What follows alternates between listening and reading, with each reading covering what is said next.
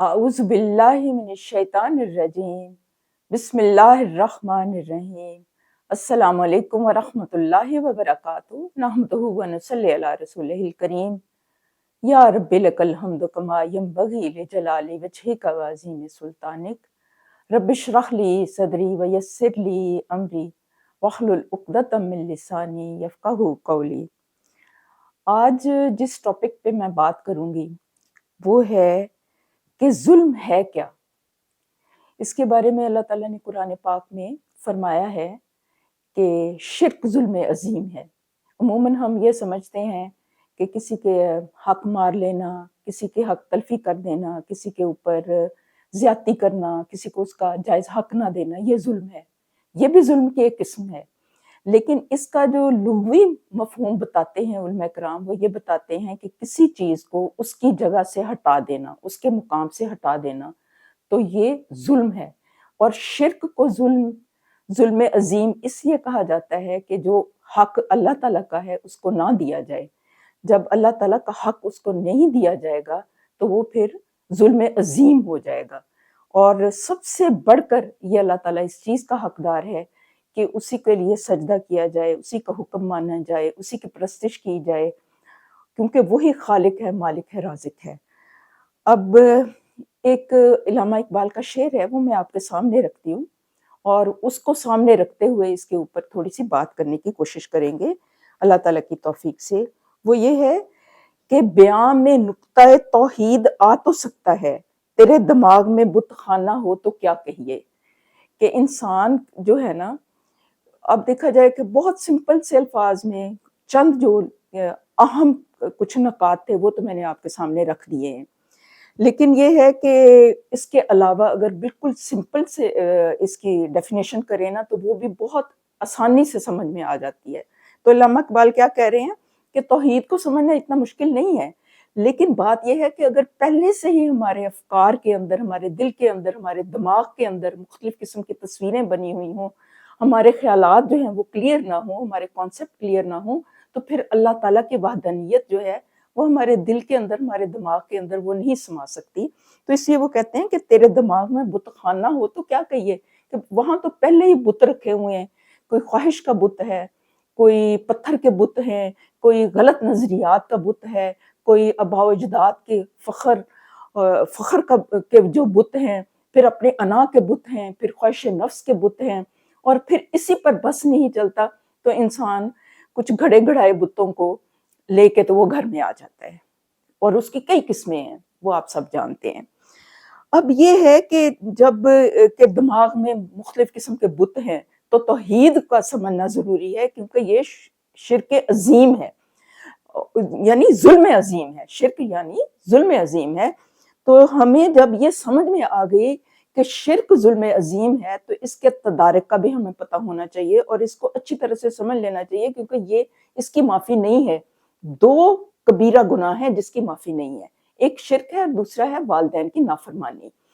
اور کچھ روایات میں آتا ہے کہ یہ جھوٹی گواہی بھی مطلب بڑے گناہوں میں سے ہے، اور بھی ایسی ہے، لسٹ ہے۔ یہ تو چیدہ یہ دو اہم بہت بڑے گناہ ہیں، اس لیے ان کا سمجھنا کہ کون سی چیزیں شرک میں شامل ہیں اور ان سے بچنا انتہائی ضروری ہے، کیونکہ یہ معافی کے بغیر جو ہے نا یہ انسان کی خلاصی نہیں ہوتی۔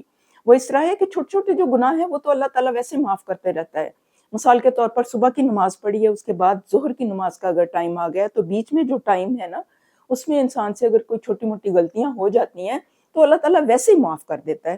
تو شرک ایسا گناہ ہے کہ اس کی معافی نہیں ہے جتنی دیر تک انسان کانشیسلی معافی نہ مانگے، تو اس کا سمجھنا ضروری ہے۔ اچھا، اس کو سمجھنے کے لیے سب سے پہلے ہم سورۃ اخلاص جو ہے وہ اللہ تعالیٰ کا تعارف ہے، اس کو سمجھ لیتے ہیں، کیونکہ اس کے تو اگر مفہوم کے اوپر بات کریں تو بہت لمبی بات ہو جائے، لیکن یہ کہ مختصر طور پر سمجھ لیتے ہیں کہ شرک سے بچنے کے لیے کیا ہے۔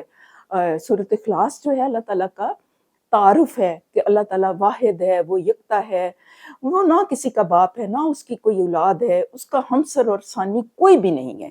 یہ اللہ تعالیٰ کی ذات کا تعارف ہے۔ پھر اللہ تعالیٰ کی صفات کا تعارف کیا ہے؟ وہ آیت الکرسی ہے، جو کہ آیتوں کی سردار ہے، اور آپ سب نے پڑھتے ہوں گے کثرت سے شیاطین سے بچنے کے لیے اور حفاظت کے لیے اور تحفظ کے لیے وہ بہت امپورٹنٹ ترین آیت ہے.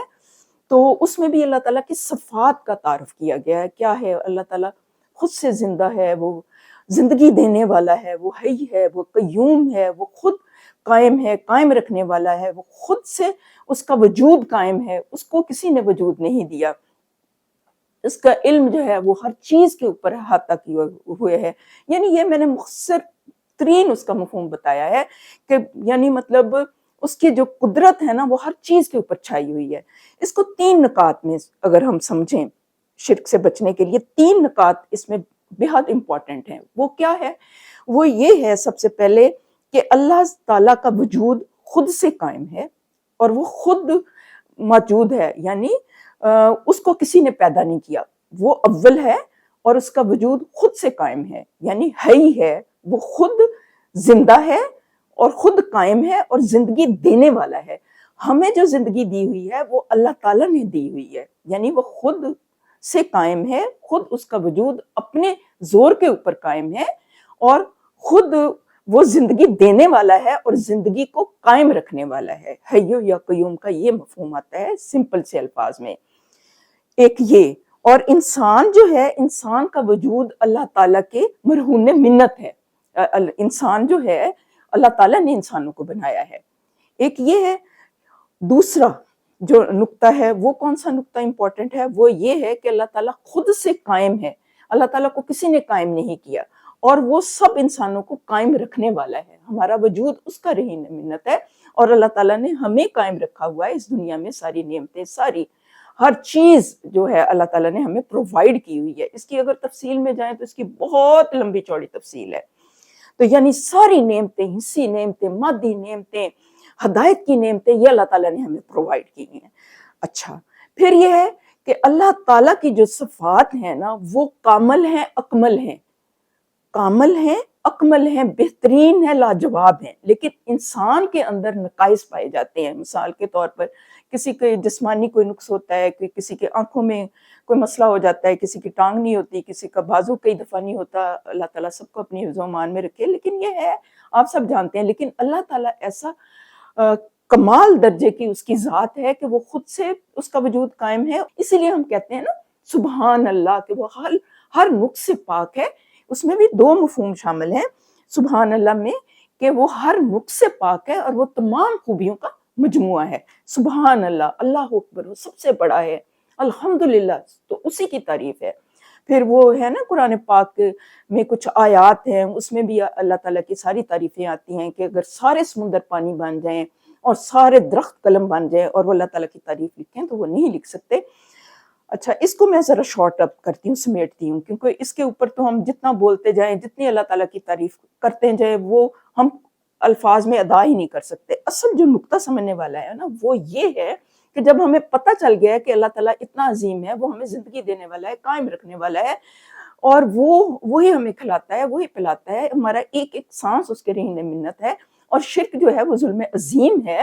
تو ہم نے جب شرک کو سمجھ لیا ہے، ابھی بھی پوری طرح سے نہیں سمجھ آیا. یہ میں نے امپورٹنٹ پوائنٹ صرف بتائے ہیں، ورنہ اس کی تو اب بہت چالیں آ گئی ہیں. اب تو لطیف طریقے سے یہ انسان کے اندر پینیٹریٹ کر جاتا ہے کہ انسان کو پتہ بھی نہیں چلتا کہ کہاں سے وہ شرک آ گیا. اس لیے اس کے بارے میں کانشیس ہونا بہت زیادہ ضروری ہے. مجھے ڈاکٹر اسرار صاحب کا ایک فقرہ یاد آ گیا ہے. وہ کہا کرتے تھے اور بڑا زور دے کے کہتے تھے، وہ کہتے تھے کہ جس نے دکھاوے کے لیے نماز پڑھی اس نے شرک کیا، جس نے دکھاوے کا روزہ رکھا اس نے شرک کیا، جس نے دکھاوے کا صدقہ کیا وہ شرک کر چکا. وہ یہ کہا کرتے تھے. یعنی مراد یہ ہے کہ ریاکاری بھی شرک ہے. تو یہ بھی ہم نے سمجھنا ہے کہ ریاکاری بھی شرک ہے. پھر اس کے بارے میں روایات میں آتا ہے کہ ایک دور ایسا آئے گا کہ انسان کو پتہ نہیں چلے گا کہ کیا مطلب اس طرح سے چیزیں آپس میں نا گڈمڈ ہو جائیں گی، حق اور باطل آپس میں مکس ہو جائے گا. تو وہ مثال دی گئی ہے کہ جیسے کالی سیاہ رات میں کالے سیاہ چٹان کے اوپر ایک جو کالی چونٹی چلتی ہے تو وہ بالکل شرک جو ہے اسی طرح سوسائٹی میں پینیٹریٹ کر جائے گا. تو اس لحاظ سے اس کو سمجھنا انتہائی ضروری ہے. اچھا، اب یہ ہے کہ اس کے بارے میں ایک چیز اچھا جب ہم نے شرک کو سمجھ لیا تو پھر اس کے بعد کسی حد تک پھر ہم کیسے بچیں اس سے، کہ جب اس سے مطلب بچنا مشکل ہے تو کیسے بچیں؟ اس کا ایک ہی طریقہ ہے، وہ یہ ہے، اس کا کیا ہے وہ طریقہ؟ وہ یہ ہے کہ ہم گناہوں سے بچیں۔ گناہوں سے دل کے اوپر اگر انسان ایک گناہ کرتا ہے نا تو دل کے اوپر سیاہ نقطہ لگ جاتا ہے، اور پھر وہ دوسرا کرتا ہے تو اور نقطے لگتے جاتے ہیں اور دل سیاہ ہو جاتا ہے اور حق انٹر نہیں ہوتا۔ تو سب سے پہلے تو یہ کہ انسان اپنے آپ کو گناہوں سے بچا کے رکھے، اپنے آپ کو بری صحبت سے بچا کے رکھے، پھر اللہ تعالیٰ کے ساتھ اپنے تعلق کی مضبوطی کے لیے نماز کو قائم کرے، پھر یہ کہ قرآن کی تلاوت کرے اور اچھی صحبت میں بیٹھے۔ یہ انتہائی ضروری ہے تاکہ اس کے ذہن میں جو ہے نا ایمان وہ تازہ ہوتا رہے۔ اور شرک کی میں دوبارہ سے ایک مفہوم جو ہے وہ انتہائی اہم ہے، وہ دوبارہ سے اس کو پریسائز کر کے میں بتا دیتی ہوں کہ شرک جو ہے وہ دراصل اللہ تعالیٰ کے ساتھ خالص ہونے کا نام ہے، اخلاص کا نام ہے۔ کیا ہے کہ انسان کی وفاداریاں، انسان کی دلچسپیاں، انسان کی عقیدتیں صرف اللہ تعالیٰ کے لیے ہوں، اور اس کے دل کا لگاؤ پھر کسی دنیاوی چیز کے ساتھ اس طرح نہ رہ جائے جس طرح اللہ کے ساتھ ہے۔ پھر وہ وہی بات ہے کہ لا معبود الا اللہ، لا مقصود الا اللہ، لا محبوب الا اللہ۔ تو اللہ ہی تعالیٰ ہی ہے، اور اللہ تعالیٰ کے آگے ہی ہم فریاد کرتے ہیں، اللہ تعالیٰ کے آگے ہی ہم اپنی عرض داشت پیش کرتے ہیں، اسی سے ہم مانگتے ہیں، وہی دینے والا ہے۔ تو یہ بھی ہم اپنے ذہن میں رکھیں کہ ہم خالص ہو جائیں۔ اور دنیا میں دیکھ لیں کہ کوئی بھی خاتون جو ہے وہ اس چیز کو قطعاً پسند نہیں کرتی کہ اس کا جو ہسبینڈ ہے وہ کوئی دوسری شادی کرے یا اس کا ادھر ادھر رجحان ہو۔ تو اللہ تو سب کو دینے والا ہے، کھلانے والا ہے، پلانے والا ہے، وہ کیسے یہ برداشت کرے گا شرک کو؟ خود امیجن کریں۔ تو یہ چیز جو ہے نا اس کے اوپر ہم نے خاص طور پر ورک کرنا ہے کہ ہم خالص ہو جائیں، ہمارا عقیدہ خالص ہو جائے، ہمارے اعمال خالص ہو جائیں، ہماری گفتگو خالص ہو جائے، ہمارے کردار میں اور افعال میں یکسانی ہو۔ تو یہ اللہ تعالیٰ کو بہت پسند ہے۔ اللہ تعالیٰ ہمیں کہنے اور سننے سے زیادہ عمل کی توفیق عطا فرمائے۔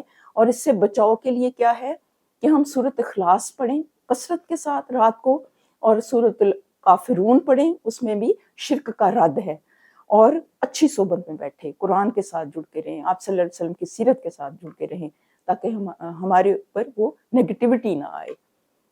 اور پھر یہ کہ اللہ تعالیٰ سے دعا مانگتے رہیں، اللہ اللہ ربی لا اشرک بہ شیئا، یا اللہ تو ہی میرا رب ہے اور میں تیرے ساتھ کسی کو شریک نہیں کرتا۔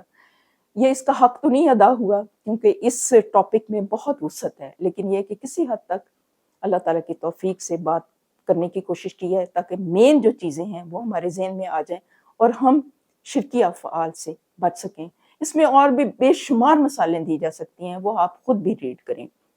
اللہ تعالیٰ آپ سب کا حامی و ناصر ہو۔ فی امان اللہ۔